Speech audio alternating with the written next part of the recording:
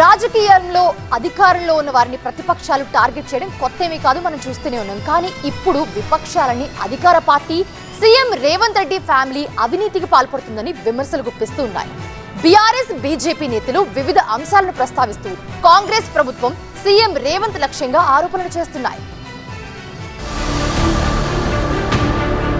CM Revanth ఆయన కుటుంబ సభ్యులు అవినీతికి పాల్పడుతున్నారంటూ మాజీ మంత్రి కేటీఆర్ ఆరోపించారు. రేవంత్ సోదరుడు బడా కంపెనీలకు యజమానులుగా మారుతున్నారన్నారు. సీఎం అల్లుడు ఆయన బామ్మర్దికి లబ్ధి జరిగేలా చేస్తున్నారని విమర్శించారు.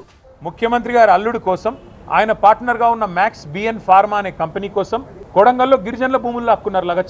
లగచర్ల భూముల కోసం ఏదైతే భూసేకరణ చేసినారో అక్కడ ప్లాట్లు ఇచ్చే కార్యక్రమానికి ముఖ్య అతిథి అనుముల తిరుపతి రెడ్డి. ఎవరి అనుముల తిరుపతి రెడ్డి? ఒక వార్డు మెంబరా, ఒక కౌన్సిలరా, ప్రజాప్రతినిధా, ఏ హోదాలో ఇవాళ కూర్చుంటున్నారు?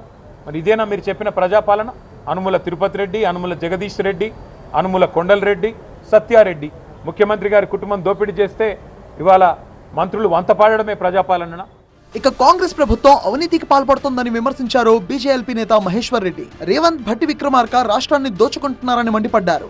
డిప్యూటీ సీఎం బట్టి విక్రమార్క డిప్యుటేషన్ సీఎం గా మారిపోయిండు. బట్టి విక్రమార్క ఒక లూటి విక్రమార్కగా మారిపోయిండు. ఎక్కడ అవకాశం ఉంటే అక్కడ ఈ రాష్ట్రంలో ఫైనాన్స్ డిపార్ట్మెంట్ ని కమిషన్ డిపార్ట్మెంట్ గా మార్చి ఎక్కడికక్కడ సింగరేణిలో వేల కోట్ల రూపాయల కుంభకోణాలు. రేవంత్ రెడ్డి తే తే తే అంటున్న ఆయన రేవంత్ రెడ్డి తేవంత్ రెడ్డి అయిపోయిండు. ఇద్దరు కలిసి ఒకరు లూటీ చేస్తే ఒకరు తెమ్మంటున్నారు. లూటి విక్రమార్క రేవంత్ రెడ్డి కలిసి రాష్ట్రాన్ని దోచుకుంటున్నమాట వాస్తవం కాదా?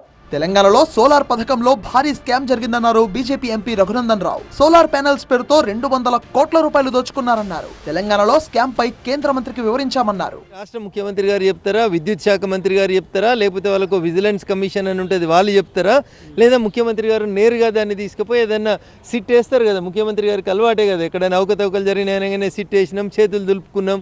ఏ సిట్టు నివేదికలే, ఏ సిట్టు ఎవరి మీద చర్య తీసుకోలే ఇప్పటిదాకా. కాబట్టి దీంట్లో ఏం జరిగింది, ఆ 50,000 ఎవరి సొమ్ము ఏడిగిపోయిందనే చెప్పుండ్రి. కేంద్రం సొమ్మ, రాష్ట్రం సొమ్మ? మీరు ఎంక్వైరీ చేస్తారా?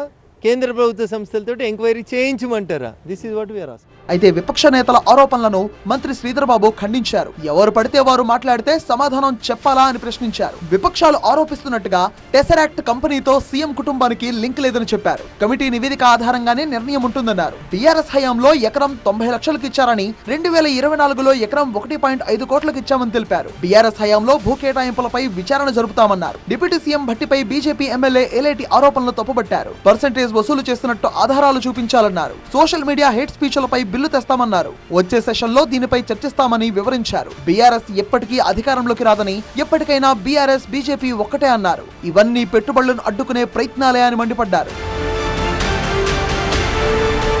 దానికి ప్రభుత్వం రేవంత్ ఫ్యామిలీ లక్ష్యంగా విపక్షాలు విమర్శలు గుప్పిస్తుండటంతో కాంగ్రెస్ కూడా అలర్ట్ అవుతోంది. విపక్షాలకు అదే స్థాయిలో కౌంటర్ ఇస్తూ ముందుకు సాగాలని నిర్ణయించుకుంది. దీంతో తెలంగాణ రాజకీయాల్లో పొలిటికల్ హీట్ పెరుగుతోంది.